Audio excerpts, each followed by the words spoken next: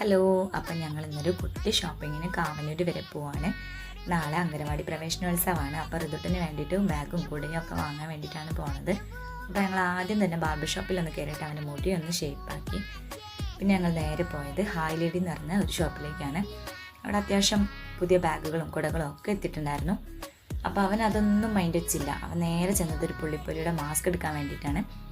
അങ്ങനെ ഞങ്ങൾ അവിടെ നിന്നും കുറച്ച് സാധനങ്ങളൊക്കെ വാങ്ങിയിട്ട് നേരെ വീട്ടിലേക്ക് തിരിച്ചു. വീട്ടിലെത്തി അവന് പുള്ളിപ്പുലിയുടെ മാസ്ക് എടുത്തിട്ട് കുറേ നേരം കളിക്കുകയും എല്ലാവരും പേടിപ്പിക്കുകയും ഒക്കെ ചെയ്തു.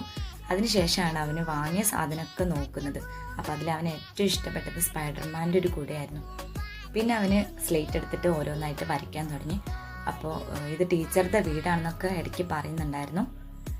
ഏതായാലും അവൻ നല്ല ത്രില്ലിലാണ് നാളെ അംഗനവാടിയിലേക്ക് പോകാനുള്ളത്. പക്ഷെ അവിടെ നിൽക്കുമോ ഇല്ലയോ ഒന്നും അറിയില്ല. ഏതായാലും നാളെ കാണാം.